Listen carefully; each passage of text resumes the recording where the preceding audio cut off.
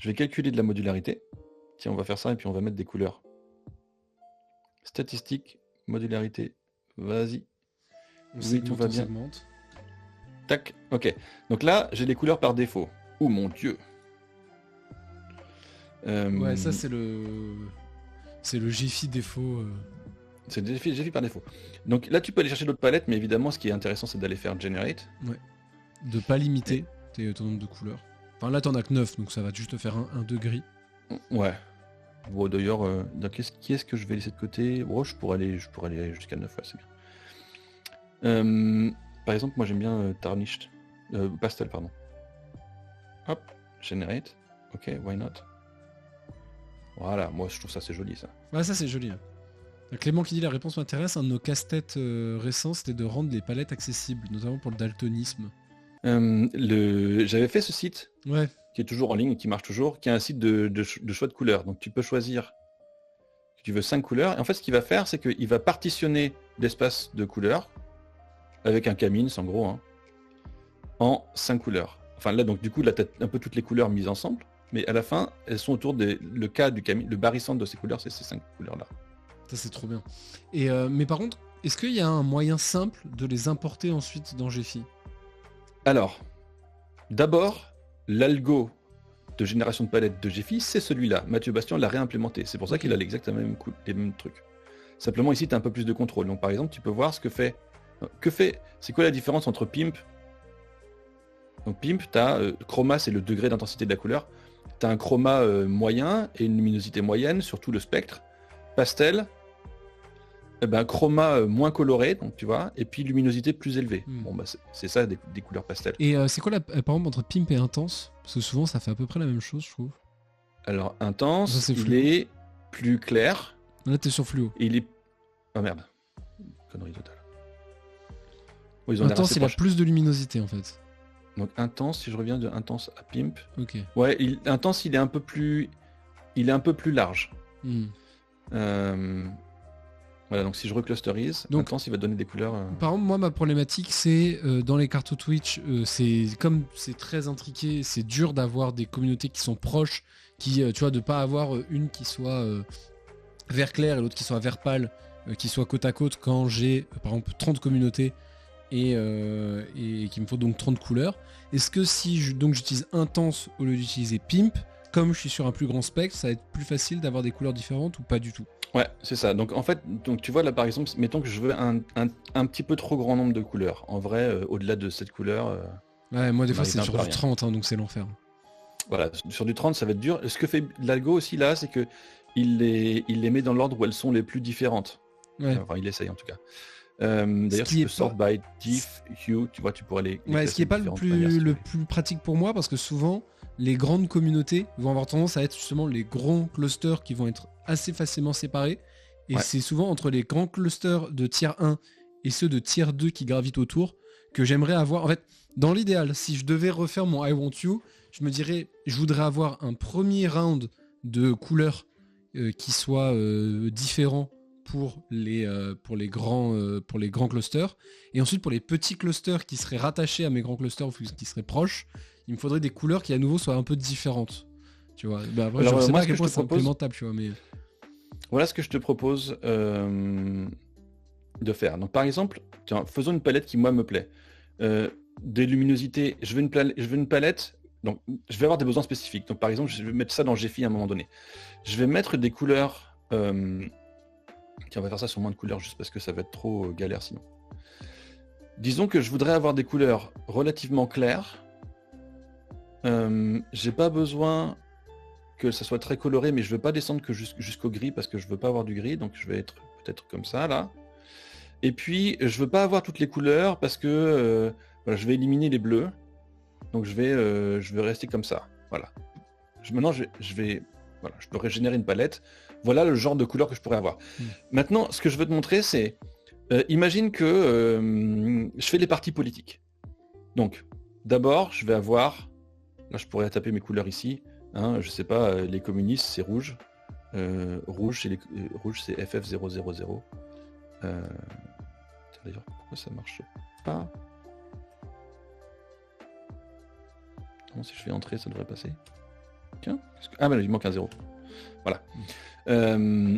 Où je pourrais aller la chercher à la mano. Donc allez, rouge. Voilà, les écolos, ils vont être verts. Ok. Donc vert c'est saturé. Voilà. Oula, non, c'est pas le bon vert, ça. Voilà. Comme ça. Vert écolo.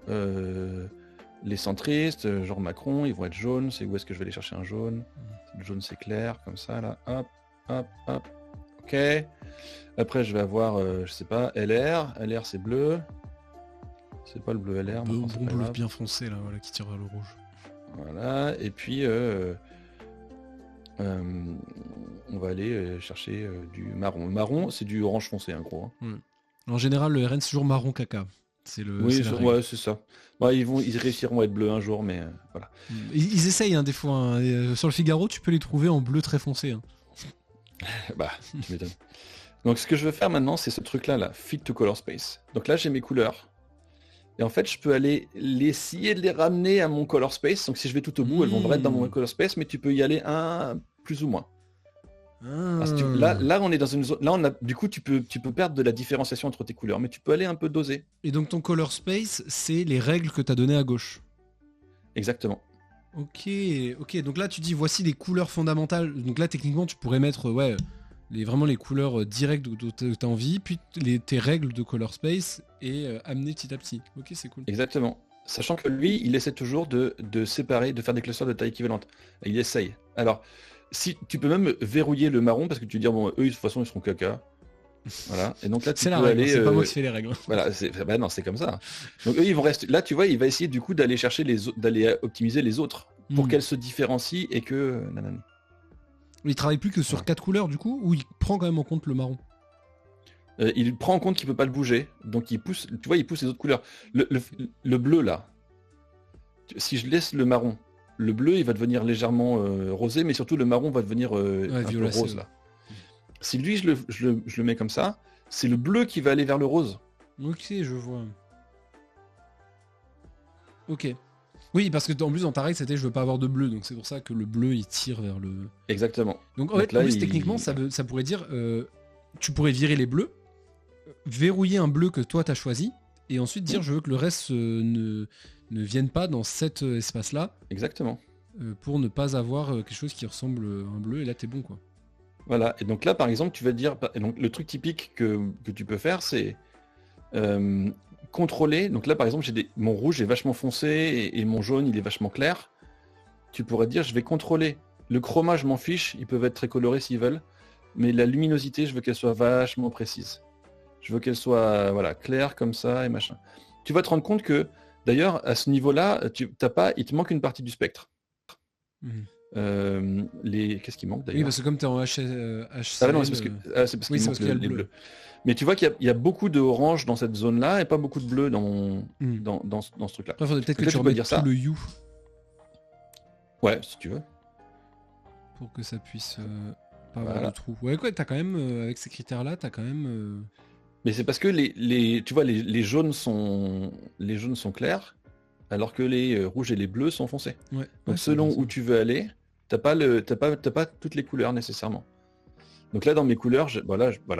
Et donc là si tu pousses, il va corriger tes couleurs, mais du coup ça va les tordre. Tu peux être d'accord ou pas avec, mais tu vois par exemple là pour faire de la place au marron, le rouge va devenir orange et puis le marron va devenir un peu rose. Ok. Donc tu pourrais aller chercher la zone un peu ambiguë où ça va encore passer. Comme là par exemple. Je suis assez ok là. Ouais. Tu doses. Et il n'y a pas moyen ensuite d'avoir... après ça pourrait être un plugin, tu vois, je pense dans Gephi, mais d'avoir importer la palette en JSON. Et comme ça tu peux jouer avec ce truc-là et ensuite le mettre directement ta palette en copier-coller. Ça, ce serait plutôt un... là, tu peux coller ta palette en JSON, mais tu peux pas la coller dans Gephi, quoi. Mais tu peux faire ça à la mano, parce que tu prends le code X. Ouais. Si tu prends le code hexadécimal, et tu dis, ouais. C'est plutôt que comme moi, j'ai des trucs de couleurs... comment on fait? Hop, pouf, toi, machin. Voilà. Bon, après, tu fais ça, si tu fais ça avec du code, hein. Oui. Tu charges ton réseau dans NetworkX, tu lui fais lire le JSON, tu colores tes nœuds, et puis voilà. Mais bon, je suis d'accord, on arrive dans des degrés de complexité. Ouais. Je voulais juste montrer un autre truc aussi pour répondre à Clément, c'est Donc si je reviens juste sur un use case normal, je vais juste refresh. Hop. Voilà, on va être sur pimp, machin, pouf, une palette. Déjà, ici en bas, c'est pas hyper bien foutu. Il y a des bien meilleurs libs maintenant. Mais il essaie de regarder les problèmes de différenciation entre les paires de couleurs pour différents types de daltonisme. Parce que tous les types de daltonisme ne sont pas représentés de façon équivalente dans la population.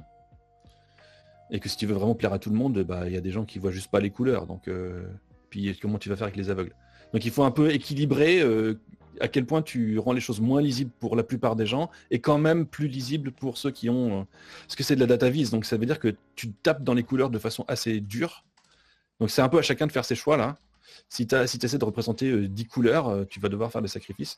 Mais il y a un petit bouton ici, Improve for Colorblind, qui est un peu lent. Mais grosso modo, c'est qu'il prend le pire cas pour les daltoniens en compte dans les calculs. Okay. Et il essaie d'optimiser. Alors après, surtout si toi tu fais n'importe quoi, tu vas quand même obtenir n'importe quoi. Mais oui, au bout d'un moment, on ne peut pas faire de la magie non plus, quoi. Et voilà. Il essaie d'optimiser pour les daltoniens. Ça marchote, hein, c'est pas le meilleur truc que tu as vu. Tu auras des trucs encore meilleurs que ça pour les daltoniens. D'ailleurs, déjà, moi je suis pas content, là je trouve que ces deux-là, ils se ressemblent vachement. Bah ouais. Un peu des quirks du truc. Mais c'est aussi un des effets du Kamins. Je recommande, si tu fais ça, d'aller chercher des couleurs plus hard avec un force vector. Alors je vais même pas expliquer ce que c'est, mais voilà, tu peux aller... oui, parce qu'en fait, le problème que tu as, c'est que... Ah ben là, c'est marrant parce qu'en améliorant pour les colorblind, il met le rouge et le vert ensemble sur certaines parties, ou le orange, qui sont souvent des... ouais. Pour certaines personnes, un problème qu'il y a. Et, exactement. Oui, parce qu'en fait, je sais plus où je voulais en venir. Non, je viens de voir le message de Clément qui dit « Je savais pas qu'il y avait des mesures objectives. » Si, tu as même des trucs pour les sites web où il te donne justement, tu lui donnes 2 couleurs et il te dit, ou même pour faire du graphisme de manière générale, il te dit si en gros selon un certain standard, qui je sais plus comment il s'appelle, tu peux mettre une couleur sur l'autre. Donc par exemple, est-ce que tu vas mettre tu vas écrire en violet sur du bleu? Non, tu vas plutôt pas le faire, mais en fait il calcule carrément l'indice. Il calcule l'indice d'à quel point ça passe ou pas, et en fait selon le seuil que tu mets, tu as des standards par exemple de si tu veux qu'on soit considéré comme accessible. Il faut que toutes tes écritures sur tes fonds dépassent un certain niveau de cet indicateur-là. Et donc ça, il y en a pas mal pour ça. Il y avait un autre truc que je voulais dire avec le violet et le bleu. Oui, c'est qu'en fait, quand tu le faisais tout à l'heure, on voyait qu'il y avait quand même des clusters qui avaient où c'était pas si clair que ça, quoi, la manière dont Camille il avait séparé. Si tu en mets 5 sans colorblind, par exemple, ou 5 ou 6, ou même tout à l'heure il y avait 10, mais même avec 5 ça marchait. 5 couleurs sans colorblind. Encore là ça, mais ouais, mais tu vois les 2 verts. Bon. Alors le truc c'est que, donc ça c'est tout le truc, c'est que là j'ai autorisé un assez grand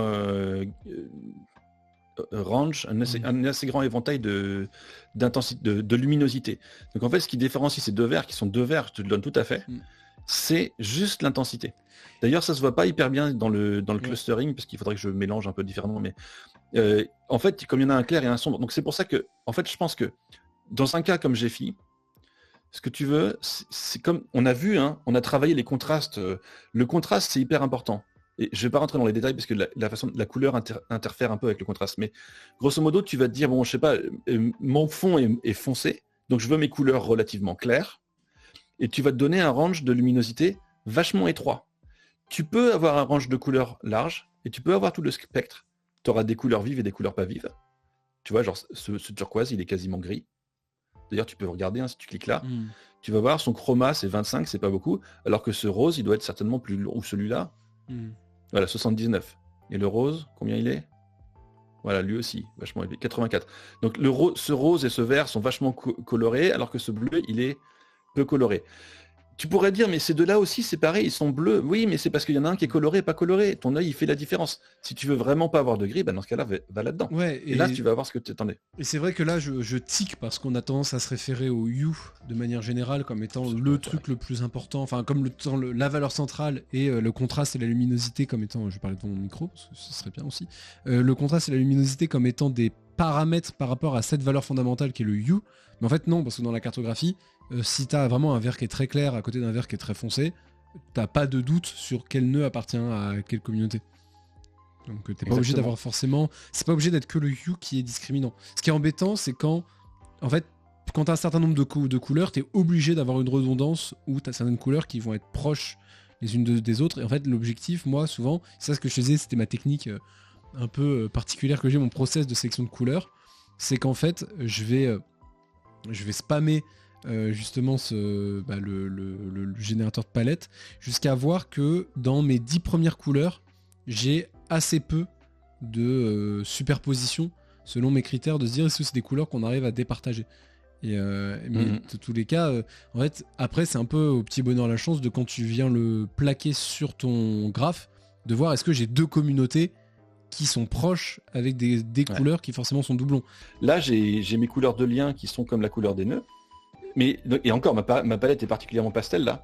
Mais moi j'aimerais bien avoir les liens ici un peu plus proches de la couleur du fond, quoi. Là ils sont trop colorés. Tu peux pas appliquer ça? Bah si, ça tu peux le faire, alors pas dans l'overview, mais dans la preview, tu peux le faire en mettant de l'opacité justement. Ouais, c'est ça pourrait être une solution. Mais comme je le disais tout à l'heure, l'opacité, le problème c'est que je préférais avoir une opacité de la couche totale des liens. C'est-à-dire que ce que je veux, c'est que quand j'ai un gros recouvrement comme ici, cette espèce d'aplat orange, je veux le garder comme un aplat orange, alors que si j'applique de l'opacité, eh ben, je vais avoir cet effet de texture qui s'accumule dans certaines zones, qui vont devenir très orange, alors que d'autres sont vraiment très pastels. Je voudrais éviter ça. D'ailleurs, c'est ce que je fais moi quand je fais ça avec du code. Lien en lui-même. Exactement. En fait, enfin voilà. C'est la gestion des contrastes avec la couleur, c'est un truc qui est assez difficile. Et dans ce cas-là, ça devrait être quelque chose qu'on aurait, par exemple, dans la preview, qui serait dans couleur des liens. Tu sais, tu peux avoir custom, etc. Bon, là, tu avais mis tout en gris, etc. Donc, je pense que non, c'est bien. On peut aller dans mixte, par exemple. Hop. Ouais. T'as mixte, mais ici, tu pourrais y avoir aussi, par exemple, gradient, enfin, quelque chose où ça te prend la même, mais où tu vas baisser son contraste. Tout à fait. Parce que on a cette technique là, par exemple, sur le bord des nœuds. La border color, on peut la mettre à parent dark. Ça va prendre la couleur. Je vais mettre un bord un peu plus à la GFI. Voilà, tu vas avoir le bord de ton nœud et il est juste plus sombre que le nœud dedans. On est capable d'obscurcir ou de rendre plus clair une couleur. Donc en fait, il pourrait y avoir color, ça pourrait être celle du lien, mais en darker ou en... Exactement. Absolument, ce serait pas du tout impossible à faire. Et on pourrait comme ça gérer plus finement, encore une fois. Donc là, vous voyez, ça c'est un choix plutôt heureux, là, en l'occurrence. C'est-à-dire qu'on a un gris. D'ailleurs, on pourrait... Non, moi je suis assez content. Le fond pourrait être blanc, mais il n'a pas besoin, il pourrait être juste gris. Le gris est un gris relativement proche en valeur du pastel. C'est-à-dire, d'ailleurs, je pourrais aller regarder ça. On pourrait juste aller dans I Want You. On pourrait se dire sur une palette pastel, par exemple. Voilà, je génère une palette pastel. Voilà, je prends une couleur pastel, n'importe laquelle, et je mets son chroma à 0. J'ai un gris pastel. Pouf, je peux le copier là. Et là, j'ai un gris qui a la valeur d'intensité de mes couleurs. Oups. Oh merde, j'ai copié au lieu de coller. C'est complètement idiot. Alors attends, on va faire ça. On va faire vraiment l'expérience. Je vais prendre un truc différent. On va aller sur Pimp par exemple. Non, pardon, palette, tac.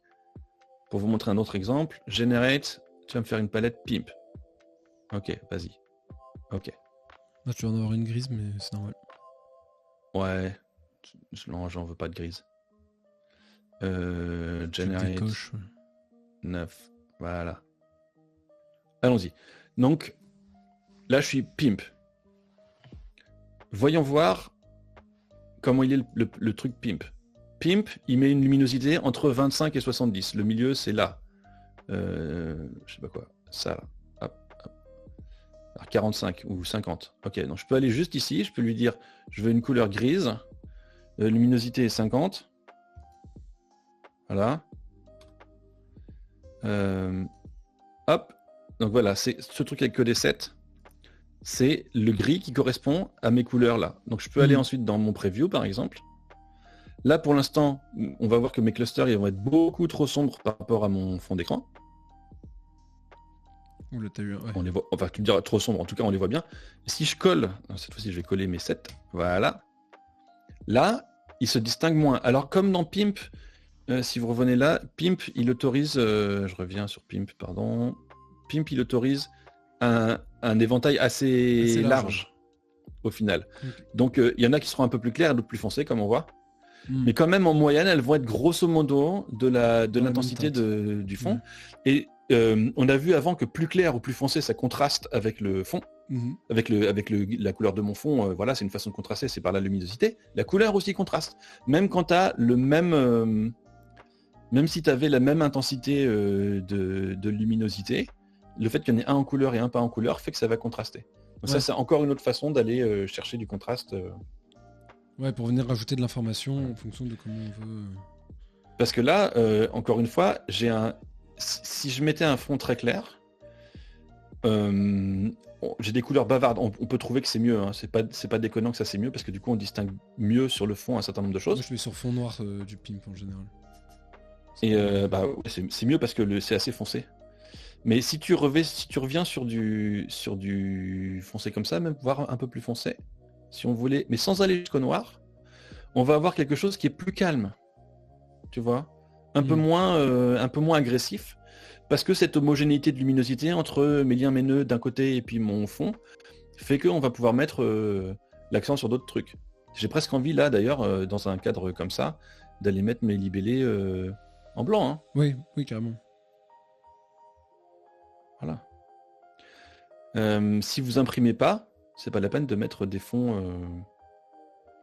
mettez des fonds noirs et des libellés en blanc, ça marche très très bien. Ouais, moi c'est ce que je fais 99,9% du temps.